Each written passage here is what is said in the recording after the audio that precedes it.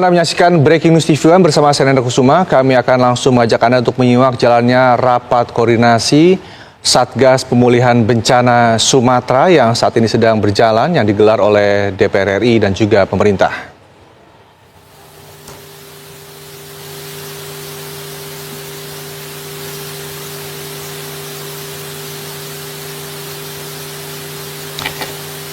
Saat ini rapat telah berjalan dari pihak DPR RI yang dihadiri oleh Wakil Ketua DPR RI, Sufmi Dasko Ahmad, dan juga sejumlah anggota lainnya, yakni Cucun Ahmad Syamsurial.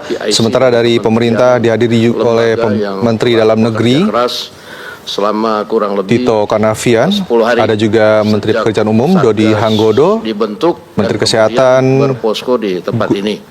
Budi Gunadi Sadikin, dan sejumlah tokoh-tokoh lainnya juga ikut hadir dalam rapat koordinasi untuk koordinasi terintegrasi dan lain-lain supaya penanganan bencana Sumatera ini bisa kemudian ditangani secara skala nasional dan lebih fokus.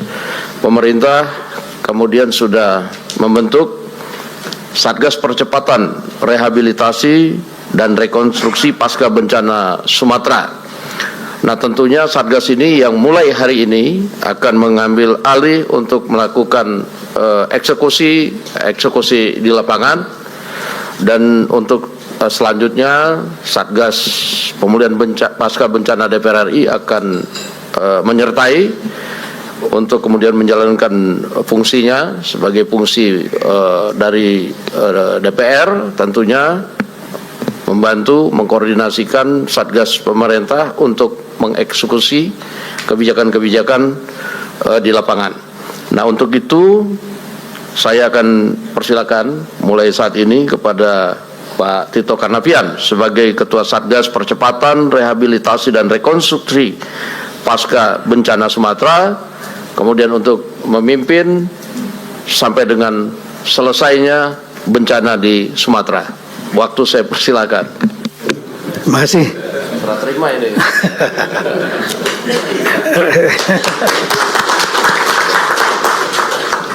Resiko. Bismillahirrahmanirrahim. Assalamualaikum warahmatullahi wabarakatuh. Selamat pagi untuk kita semua. Salam sejahtera. Saya ucapkan terima kasih kepada Kasatgas DPR RI Bapak Profesor Dr. Sufmi Dasko yang juga Wakil Ketua DPR. Dan saya juga menyampaikan apresiasi kepada rekan-rekan Satgas yang telah melaksanakan tugas sehingga dapat menjalankan fungsi baik pengawasan, penganggaran, dan lain-lain yang sangat diperlukan dalam rangka untuk pemulihan mitigasi bencana ini. Kami juga baru menerima Kepres itu tanggal 9. Kepres ini ditetapkan tanggal 8 Januari. Kalau boleh ditampilkan sedikit strukturnya, yang mungkin ya tugasnya paling utama lah Satgas ini mempercepat rehabilitasi rekonstruksi pasca bencana. Tapi kita bekerja di tengah situasi yang masih ada tanggap darurat. Tim pengarahnya adalah ketuanya Pak Menko PMK, dan anggotanya adalah semua Menko ditambah Panglima TNI dan Kapolri. Itu adalah tim pengarah. Kemudian untuk tim pelaksananya, ketuanya adalah Menteri Dalam Negeri, wakil ketuanya ada 4 wakil ketua, halaman 95 ya, yaitu dari Kasum TNI Pak Richard Tambubolon, Kepala Badan Nasional Penanggulangan Bencana Pak Suryanto yang sudah menyampaikan bahwa hari ini minta maaf nggak bisa hadir, tapi ada wakil beliau lagi akad nikah anaknya, mudah-mudahan lancar. Kemudian wakil ketua 3-nya adalah Komandan Korps Brigade Mobil, Komandan Brimob Polri, yaitu Komjen Ramdhani. Ya, beliau ini sudah sering ikut operasi dengan Pak Richard Tambubolon, dengan saya banyak operasi yang kita lakukan sama-sama termasuk Papua. Kemudian wakil ketua 4-nya adalah Kepala Badan Pengelola Investasi Daya Anggota Nusantara Pak Rosan. Ini memang mesin besar yang harus bergabung. Kemudian ada bidang-bidang di bawahnya. bidang penyusunan rencana induk, rencana aksi itu adalah Menteri PPN Kepala Bappenas bersama dengan Mendik Tinggi Sains-Tek Pak Profesor Brian. Kemudian bidang penyediaan lahan, koordinatornya Menteri Agraria Tata Ruang Kepala BPN. Kemudian untuk anggotanya adalah Menteri Lingkungan Hidup dan Menteri Kehutanan. Selanjutnya jadi Pak Nusron ini tuanya koordinator lahan nih.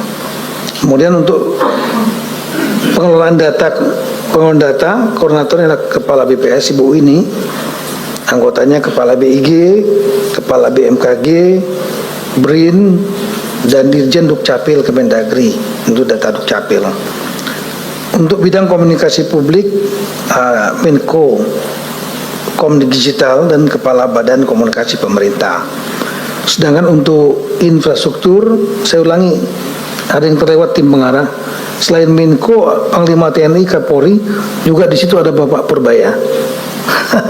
Saya lupa menyampaikan. Nih, kualat nih kalau nggak nanti ini. Karena kalau beliau ngambek kita mau rapat sampai malam juga, percuma juga kita nanti. Iya. Iya, nggak ada PT-nya. Kemudian untuk bidang infrastruktur, Menteri PU ada Bapak Dodi, terima kasih sini. Juga Menteri Perhubungan. Kemudian bidang pemukiman, koordinatornya adalah Menteri PKP Bang Ara. Selamat pagi buat Bang Ara. Kemudian didukung oleh Menteri Des Pembangunan PDTT Pak Yandri. Bidang sosial, Menteri Sosial dengan anggota Mendisdakmen, Menteri Kesehatan, Menteri Agama, Kebudayaan, Menteri PPA. Kemudian bidang energi dan konektivitas, Menteri Energi dan Sumber Daya Mineral, Kepala Badan Pengaturan Badan Usaha Milik Negara. Bidang ekonomi, pangan, koordinatornya Mentan, Pak Amran, anggotanya Menteri Industri, Menteri KKP, Menteri Perdagangan, Menteri UMKM, kemudian Menteri Ekonomi Kreatif, ini orang Aceh juga nih. Dan terakhir bidang tata kelola pemerintahan, Menpan RB bersama Wakil Menteri Dalam Negeri, yang mungkin akan saya tunjuk adalah Bapak Bima Arya. Nah, kemudian setelah kami menerima surat ini, Kepres ini, kami sudah melakukan 2 kali rapat yang cukup intens. Meskipun sebelumnya tentu sudah memiliki pemahaman lapangan dari sebelum adanya Kepres ini. Jadi 2 hari lalu kami rapat dengan Menteri PU, kemudian juga dengan Menko Pak Partretino dan Seskap dan Pak Richard Tambubolon tentang apa-apa yang akan kita kerjakan, brainstorming. Kemudian saya kemarin lengkap rapat, mungkin Pak Khalid juga monitor, Pak Saprizal monitor, dari jam 7.30 sampai dengan hampir jam 5 sore.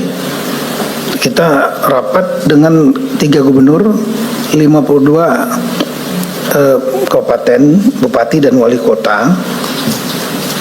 Kita ingin memetakan, selama ini kita sudah tahu bahwa asumsi kita ada daerah yang sudah pulih sebetulnya, ada yang setengah pulih, ada juga yang memang belum pulih. Jadi kami bagi ada 3 kelompok kira-kira. Yang normality, pemulihan ini kan artinya normality, normalize. Jadi yang sudah normal atau mendekati normal, satu kelompok, yang setengah normal, dan yang belum normal, kira-kira gitu. Ini penting untuk biasa kalau dalam ilmu strategi perang itu know your enemy, know yourself, and you will win in 1,000 battles. Jadi mengetahui dulu permasalahan enemy kita lah persoalan gitu. Soalan pasca bencana. Kita akan memetakan sehingga kita bisa menerapkan strategi kemana kita akan yang sudah mendekati normal dipoles-poles, dibantuannya. Kalau yang setengah normal sedikit agak serius, dan kalau paling serius, paling fokus menurut saya, terserah lagi. Paling fokus adalah yang belum normal. Nah itu kita selama ini berasumsi ada 12 dari 52 kabupaten kota yang terdampak, itu ada 12 753, semuanya berulangi 15 yang belum normal, yaitu 7 di Aceh Timur, Aceh Tengah, Aceh Utara, Gayo Luas, Tamiang, Banda Meriah, Pindi Jaya. Asumsinya ini berdasarkan penilaian top down. Dan kemudian untuk Sumatera Utara 5, yaitu Tablik Tengah, Tablik Utara, Tablik Selatan, Madinah Natal, Sibolga. Sedangkan untuk di Sumatera Barat ada 3, Tanah Datar, Padang, Pariaman, dan paling berat adalah Agam. Tapi kita ingin mendengar juga dari bawah, bottom up dari semua bupati wali kota itu, benar nggak sudah begitu? Nah ternyata ada beda-beda juga, ada yang beda, ada yang kita nggak duga ternyata perlu atensi, ada yang kita nggak atensi ternyata nggak perlu, mereka udah selesai. Sehingga kita mendengarkan mereka paparan berdasarkan variabel indikator pemulihan yang saya buat kemarin. Nah dari situ inilah kira-kira beberapa variabelnya. Nah tapi ini nanti ditampilkan. Ya, intinya yang warna hijau itu aman, yang warna kuning itu perlu atensi. Ini Sumatera Barat dan seterusnya. Nanti ini akan saya sampaikan lagi. Sumatera Utara itu mana? Sumatera Utara, petanya udah begini. Yang perlu kita waspadai yang kuning, yang hijau itu aman artinya variabelnya. Sementara yang warna lainnya untuk Sumatera Barat paling banyak hijaunya. Itu ada 3 wilayah memang sama, Agam, Pariaman, Tanah Datar. Di samping ada daerah lain butuh atensi. Tapi memang kalau kita lihat dari warna ini, yang Aceh paling banyak kuningnya itu. Ya, seperti ini.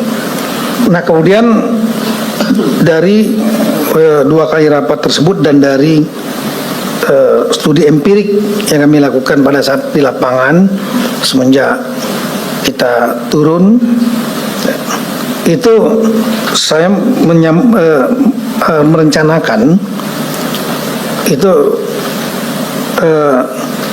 setelah ini ada beberapa poin yang akan dikerjakan oleh Satgas dan mohon dukungan dari Satgas DPR. Yang pertama, kami sependapat dengan Satgas, temuan Satgas DPR. Yang pertama adalah pemberian lumpur harus dipercepat. Jadi memang jalan-jalan relatif bagus, meskipun ada juga masalah nanti. Tapi pemberian lumpur ini adalah sangat penting sekali. Ya, terutama yang ada 2, daratan dan sungai. Di daratan itu di ganggang, rumah-rumah, toko dan lain, ini harus dibersihkan. Nah untuk itu kekuatan yang ada mendapat saya harus perlu ditambah. Tambahan BKO, TNI dan Polri. Saya waktu di Hambalang saya sampaikan kepada Pak Kapolri, bisa nggak kira-kira ditambah 5.000 lagi. Kemarin waktu itu beliau nambah 1.000 sebelum Nataru. Alasan Pak Kapolri karena semua kekuatan sedang fokus di Nataru, Natal tahun baru. Nah sekarang Nataru udah selesai. Mumpung sebelum Lebaran, saya ulangi sebelum Ramadan. Sebelum Ramadan, kalau Ramadan capek nanti kerja. Fisik ini kerjanya fisik ini. Jadi harus digenjot di time window ini, di periode waktu ini. Nataru selesai, kemudian Ramadan belum masuk, kita genjot. Saya minta Pak Kapolri saya sampaikan mohon dukungan Satgas DPR paling nggak 5.000 lah gitu. 5.000 nanti daerahnya di mana nanti kita lihat nanti petanya. Dan kemudian saya sampaikan juga pada Pak Maruli, kira-kira bisa nggak 10.000 sebenarnya? Karena kalau cuma 1.000 aja tenggelam. Kami aja kemarin ngirim 1.200 Praja IPDN itu hanya bisa fokus di tempat-tempat ke dinas-dinasnya di Tamiang saja. Kita belum lihat di Aceh Timur masalah, Gayo Luas ada masalah, nanti kita akan lihat. Nah kemudian yang kedua adalah dari sekolah-sekolah kedinasan. Itu sebetulnya banyak sekolah kedinasan kita. Ada selain IPDN yang kami kirim 1.200. Saya yakin Pak Fat tahu, terasakan kehadiran mereka, Pak. Baru hari kelima saja, dinas-dinas yang tadinya sudah nggak ada yang hidup satupun. Yang hidup hanya kantor bupati lantai 2 aja. Sekarang dinas-dinasnya sudah bersih.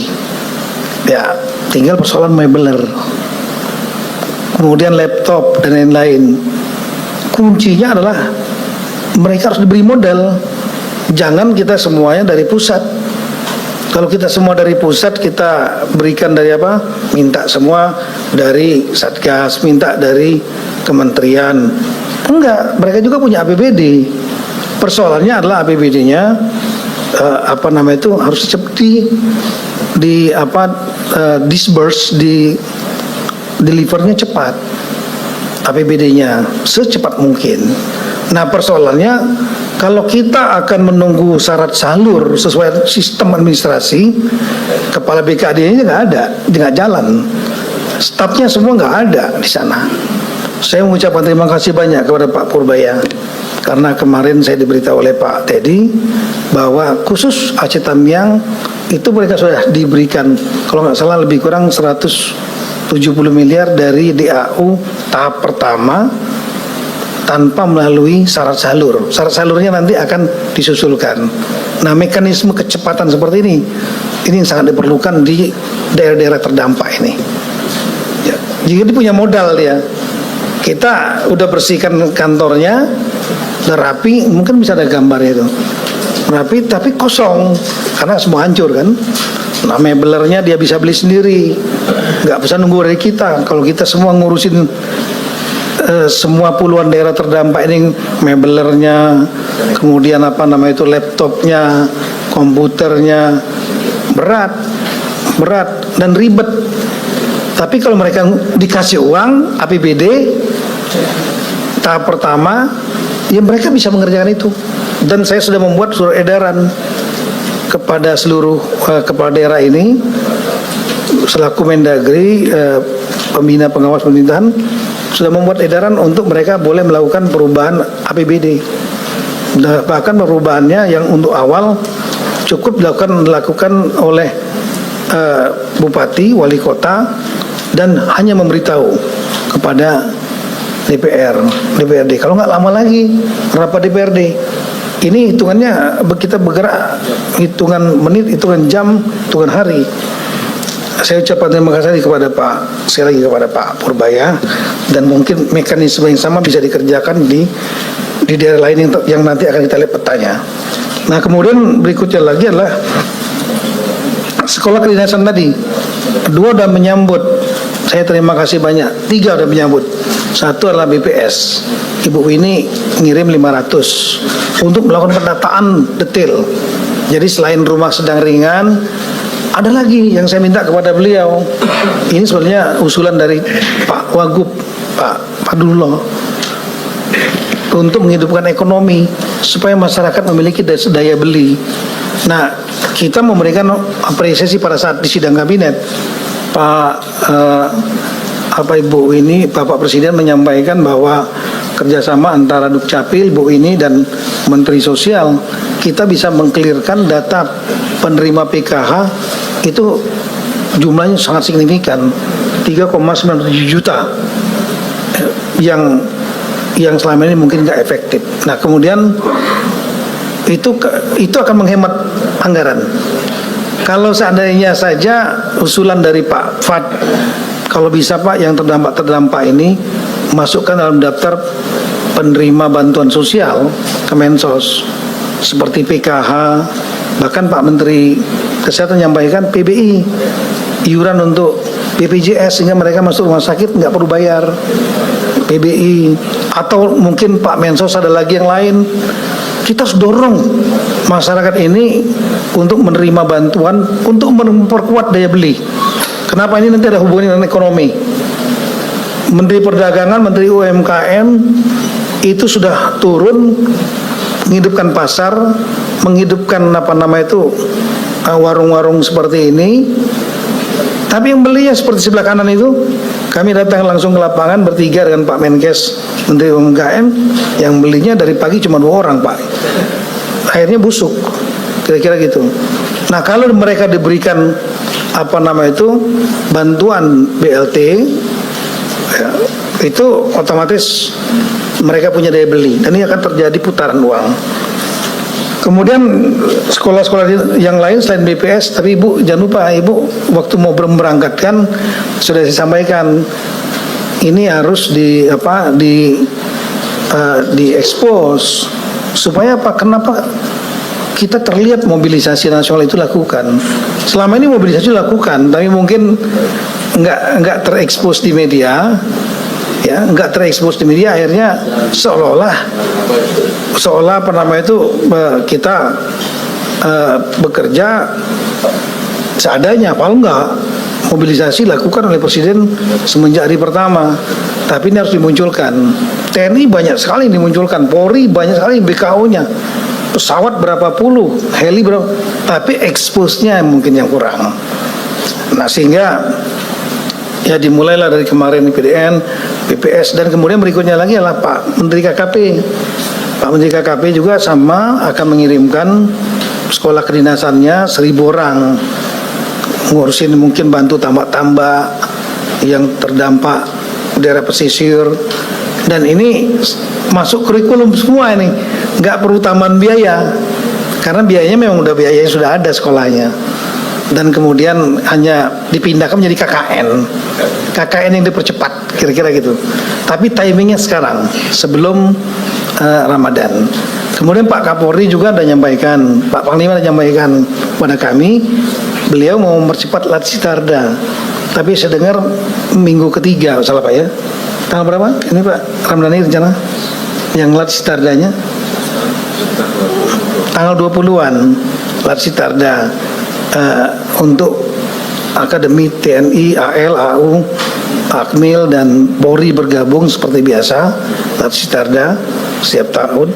Tapi ini mau dikerjakan sekarang di situasi lapangan yang sebenarnya. Nah, kalau saran kami, kalau bisa, biasanya setara itu sebulan. Jadi kalau bisa mungkin bisa lebih cepat. Nah, benchmarknya seperti kemarin IPDN kami kirim, itu hanya seminggu saja persiapannya. Dan mereka membawa semua peralatan, tidak ada yang merepotkan orang lokal. Ini kalau bisa dikeroyok rame-rame, tambahan Polri, TNI, kemudian sekolah kedinasan, bergerak semua, mobilisasi dilakukan, saya sangat yakin sekali daerah-daerah yang banyak lumpur ini itu akan segera bersih, termasuk sampai ke rumah-rumah. Nah, setelah itu, selain itu memang paralel sungai. Tolong bisa gambarkan seperti Sungai Taimi yang sebelah kiri. Sebelah kanan kan itu sungai-sungai kecil. Nanti masuk ke Sungai Tamiang yang besar.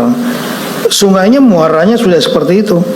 Tumpukan sedimen yang luar biasa banyak, dan itu malah menjadi memblok aliran dari sungai mau ke laut. Akibatnya apa yang terjadi? Kalau hujan dikit saja, airnya tumpah ke kanan kiri, menimbulkan banjir baru. Nah, ini kami dengar yang Bapak Presiden dan penugasan khusus kepada Wakil Panglima TNI. Nah, kami juga ada kontak lewat Pak, langsung juga berupa Panglima TNI, Wakil Panglima Pak Tandio, dan juga dengan Pak Richard nanti juga menjadi kontak person yang utama sama-sama TNI AD. Ini tapi yang perlu kita datang nggak hanya sungai itu, termasuk sungai-sungai yang lain seperti Merdu mungkin, yang itu sedimentasinya tinggi dan harus segera untuk dilakukan pembersihan. Dan saya dengar pembersihannya, saya sudah mengusulkan waktu kita di Tamiang, tidak hanya menggunakan peralatan yang alat berat biasa, tapi adalah kapal yang biasa, dredger yang biasa untuk menarik, mengerok gitu. Nah, Pak Menteri PU sudah sangat paham mengenai itu, saya kira. Nah, ini yang ketiga adalah perbaikan. Yang kedua adalah perbaikan akses darat. Ini akan kami kerjakan. Nah, kami sudah melakukan pendataan tugas ini utamanya adalah PU, TNI, Polri, dan Tentara. Ini bagian tugasnya. Akses darat ini apapun harus dilakukan. Karena kunci ini untuk mobilitas orang dan barang. Kalau akses daratnya lancar seperti Sumatera Barat, ya, Sumatera Utara, nggak masalah. Karena pengiriman barang, logistik, pasukan, peralatan, apapun juga dengan mudah bisa lakukan. Tapi di Aceh masih banyak masalah nih. Kemudian yang ketiga lah pengurangan pengungsi. Menurut kami ini penting, simbol dari percepatan pemulihan. Karena makin dikit pengungsi yang di tenda-tenda, maka akan lebih akan menunjukkan bahwa situasi sudah mendekati normal. Nah, kalau kita melihat kuncinya data kerusakan rumah, ringan, sedang, berat, huntap. Nah, kita lihat data pengungsi. Coba lihat ini, data yang bukan yang ini, yang jumlahnya ini. Jadi kalau kita lihat data ini, memang ada dua versi data sementara dari PKP dan juga dari BNPB. Ya, saya izin tanpa menafikan Bang Ara. Dari Menteri, saya coba ambil yang BNPB aja sebagai contoh saja. Itu yang rusak ringan total 76.000 bawah itu. Yang sedang 45.000, artinya sudah 120.000. Rusak berat 53.000. Kalau saja kita bisa ada skemanya untuk rusak ringan sedang ini diberikan ringan 15 juta, sedang 30 juta. Artinya kalau mereka sudah terdata oleh pemerintah daerah dan kemudian di SK-kan oleh bupati, validasinya hanya sampai tingkat kabupaten. Ya, mohon izin Ibu BPKP. Dan kemudian setelah itu ditandatangani juga oleh Kapolres dan Baik pemirsa, kita sudah simak bersama bagaimana jalannya rapat koordinasi pemulihan bencana Sumatera antara pemerintah dan juga DPR RI. Dalam pernyataan kita sudah simak bersama bahwa Tito Karnavian, Mendagri menyatakan bahwa proses pemulihan di Sumatera saat ini terus berlanjut dan termasuk dalam proses perbaikan infrastruktur yang terus dikebut oleh pemerintah dan juga pemberian bantuan bagi warga yang terdampak oleh bencana.